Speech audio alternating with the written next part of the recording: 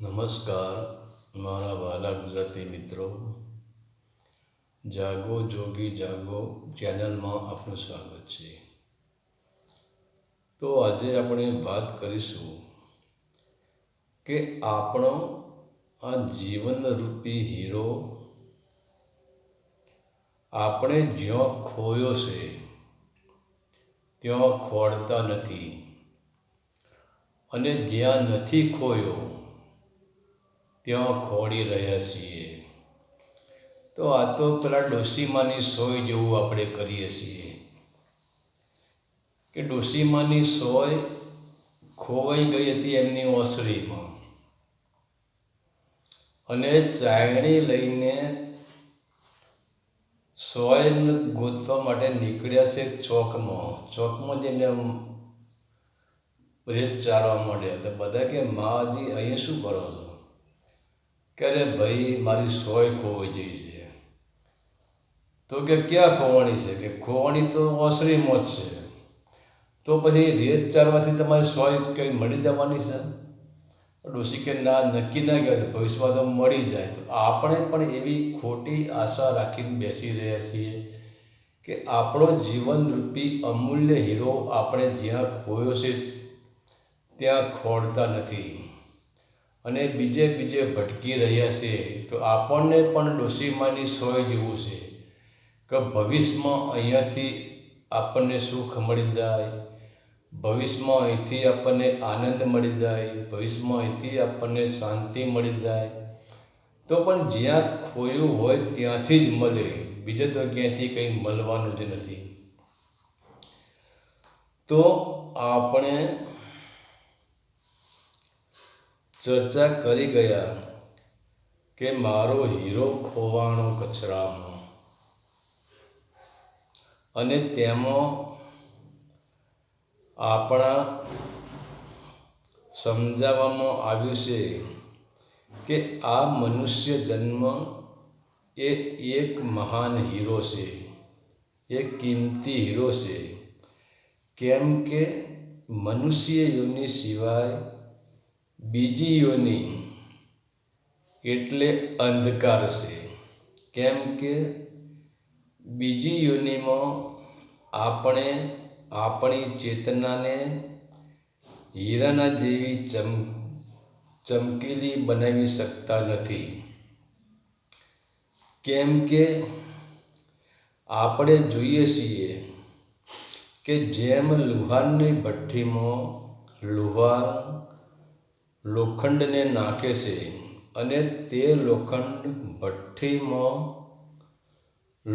ભઠ્ઠીમાં લોખંડ તપે છે, એટલે તેના ઉપર લાગેલો કાટનું આવરણ બળી જાય છે, અને લોખંડ શુદ્ધ થઈ જાય છે, અને તેનો કલર પણ બદલાઈ જાય છે. તે કાળામાંથી લાલ થઈ જાય છે. તો લોખંડ પૂરેપૂરું શુદ્ધ થઈ જાય છે ત્યારે જ લાલ થઈ જાય છે. લોખંડ પૂરેપૂરું તપે છે ત્યારે જ લાલ થઈ જાય છે, અને નરમ પણ થઈ જાય છે, અને પછી જ તેનો ઘાટ ગળાય છે. અને ઘાટ ગળાયા પછી જ તે લોખંડની કિંમત થાય છે. તો જ્યાં સુધી લોખંડ કે સોનું ભઠ્ઠીમાં તપતું નથી ત્યાં સુધી તેને ચમક આવતી નથી, ત્યાં સુધી તે નરમ થતું નથી, અને જ્યાં સુધી ભઠ્ઠીમાં ન તપે ત્યાં સુધી તે શુદ્ધ થતું નથી. પરંતુ આપણે આ મનુષ્ય જીવનરૂપી કિંમતી હીરાને વિષય, વાસના, મોહ, લોભ, અહંકારના કચરામાં ખોઈ નાખ્યો છે. અને આપણે જ્યાં જીવનરૂપી હીરાને ખોયો છે ત્યાં તો આપણે તેને ગોતવાની કોશિશ પણ નથી કરતા, અને તે હીરાને આપણે જંગલો, પહાડોમાં, નદીઓમાં, તીર્થસ્થાનોમાં, મંદિરોમાં, કર્મકાંડમાં, પૂજામાં, પ્રાર્થનામાં, પાઠમાં અને પુસ્તકોમાં શોધી રહ્યા છીએ.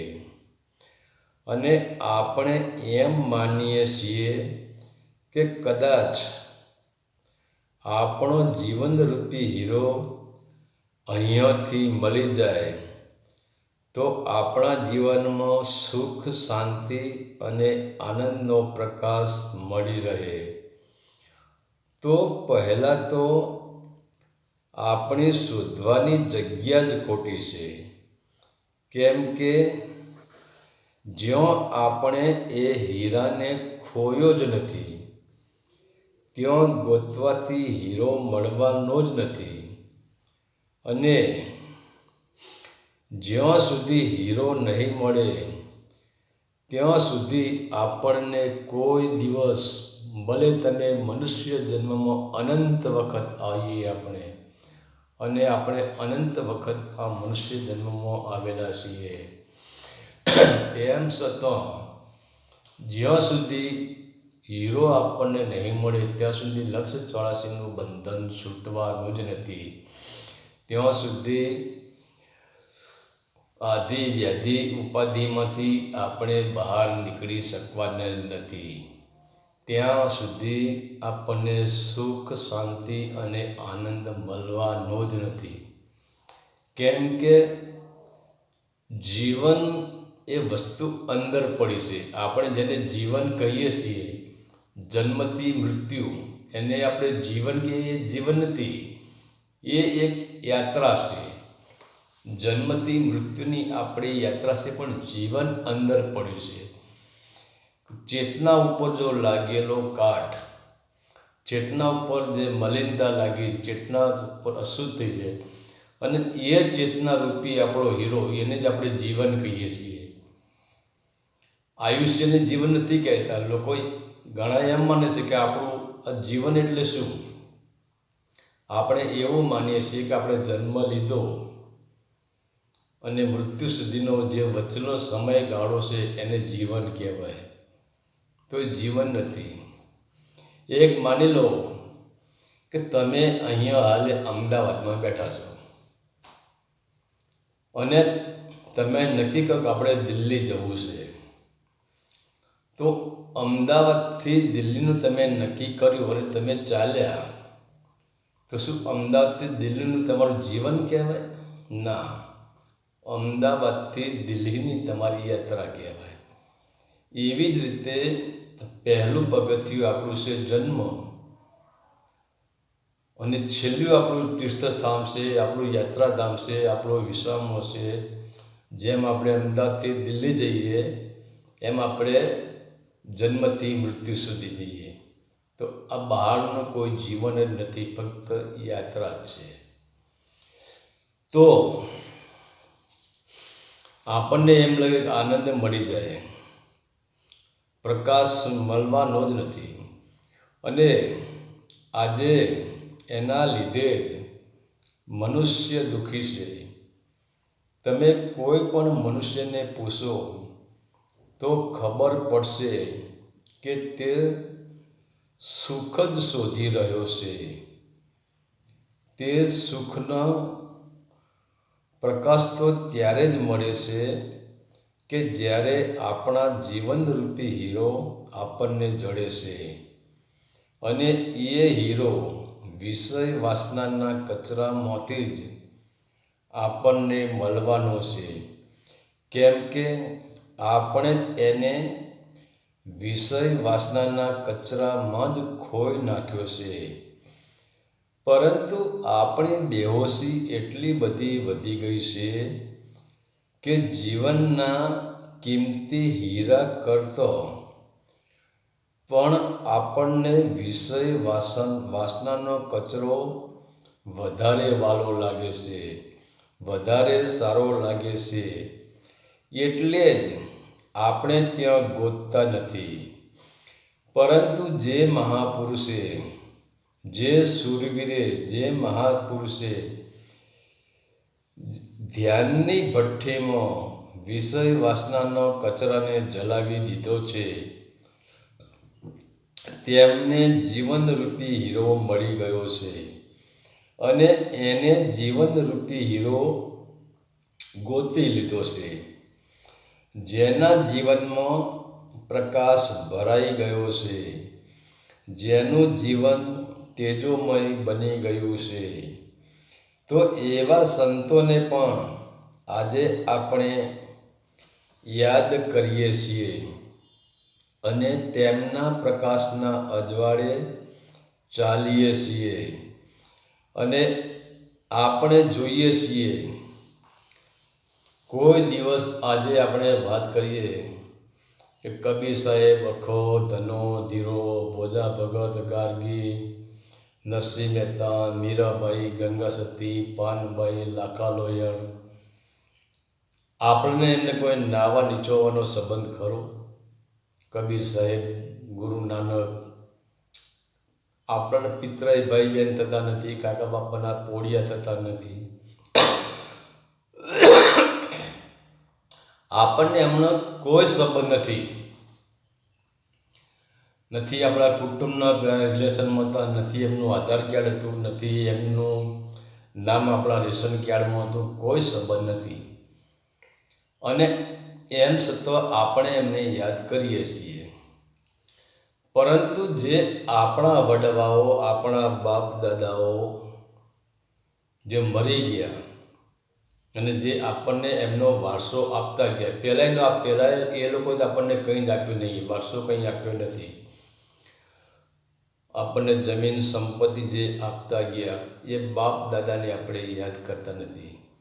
આજે તમે કોઈને પૂછો કે તમારી ચોથી પેઢીમાં તમારા દાદાનું નામ શું, તો કોઈને ખબર નહીં હોય. એનું કારણ શું? અને પહેલાં લોકોને આપણો એમનો ઇતિહાસ ખબર છે, એમનો જન્મ ક્યારે થયો, કે કેવી રીતે મોટા થયા, ક્યાં ભણ્યા, શું કર્યું, શું ના કર્યું, એમનું ટોટલી જીવન ચરિત્ર આપણે જાણીએ છીએ. આપણા દાદાનું જીવન ચરિત્ર આપણે જાણતા, નામ પણ જાણતા નથી. જીવન ચરિત્રની વાત તો છોડો. આનું કારણ શું? આનું એક જ કારણ છે કે જે સંતો થઈ ગયા એમને ધ્યાન અગ્નિમાં, ધ્યાનની ભઠ્ઠીમાં વિષય વાસનાનો કચરો જલાવી દીધો છે, વિષય વાસનાનો કચરો બાળી દીધો છે અને એના અંદર ખોવાઈ ગયેલા હીરાને પકડી પાડ્યો છે. એટલે જ એમના જીવનમાં ચમક આવી ગઈ છે. એટલે જ આપણે એ લોકોના પ્રકાશમાં, એટલે એ લોકોના જ્ઞાનના પ્રકાશમાં, એમના પ્રવાહમાં આજે આપણે ખેંચાઈ જઈએ છીએ. અને આપણા બાપ દાદાએ વિષય વાસનાના કચરામાં ખોયેલા હીરાને પાછો ખેંચ્યો જ નથી. ઉપરથી એ હીરા પર એક વાસના નહીં, બીજી વાસના, બીજી વાસના નહીં, ત્રીજી વાસના, એ હીરા પર કચરો નાખ જ કર્યો છે. એ હીરાને અંધારામાં ઢાંકી દીધો છે અને એમનું જીવન અંધકારમય જ ગયું છે. એટલે આપણે અંધકારને યાદ કરતા નથી અને સંતોએ કચરો બાળી નાખ્યો છે. ધ્યાનની ભઠ્ઠીમાં સંતોએ કચરો બાળી નાખ્યો છે, હીરાને પ્રગટ કર્યો છે. તો એના અજવાળે, એના પ્રકાશના લીધે આપણે સંતોને યાદ કરીએ છીએ. તો મારા વાલા મિત્રો, આ મનુષ્ય દેહ એક અનમોલ હીરો છે અને આ હીરો આપણે વિષય વાસનાઓના કચરામાં ફેંકી દીધો છે. તો આને ક્યાંય ગોતવાની જરૂર નથી, ક્યાંય ભટકવાની જરૂર નથી. જો સુખી જ થવું હોય, જો આનંદમાં જ રહેવું હોય, જો શાંતિથી રહેવું હોય અને જો બધાને બાપ થઈને રહેવું હોય, હું તો એટલા સુધી કહું છું, તો હીરાને પકડી લ્યો, હીરાને ગોતી કાઢો અને આ હીરાને વિષય વાસનાની જો કચરો ધ્યાનરૂપી ભઠ્ઠીમાં બાળી નાખો અને ધ્યાનરૂપી ભઠ્ઠીમાં વિષય વાસનાનો કચરો બળતો જ તમારો હીરો ચમકીલો થઈ જશે. તો જ પૂર્ણ શાંતિ મળશે, તો જ પૂર્ણ આનંદ મળશે અને તો જ જીવનને જાણી શકશું કે જીવન શું છે. નહીંતર આપણું જીવન અને પશુના જીવનમાં કંઈ જ ફરક નથી. કેમ કે પશુ પણ શરીર ધારણ કરે છે, આપણે પણ શરીર ધારણ કરીએ છીએ. પશુ પણ મોટું થાય છે, આપણે પણ મોટા થઈએ છીએ. પશુ પણ શું કરે છે? ખાય છે, પીવે છે, 2-4 બાળકો પેદા કરે છે અને છેવટે મૃત્યુને ભેટે છે. તો એના કરતાં આપણે કંઈક વધારે કરીએ છીએ. પશુ કુકર્મ કરતું નથી, એ કર્મ બંધનમાં બંધાતું નથી. આપણે એનાથી વિશેષ આપણે કાળા કોલસા જેવા બની જઈએ છીએ. હરિ ઓમ તત્સત. આદેશના પ્રણામ.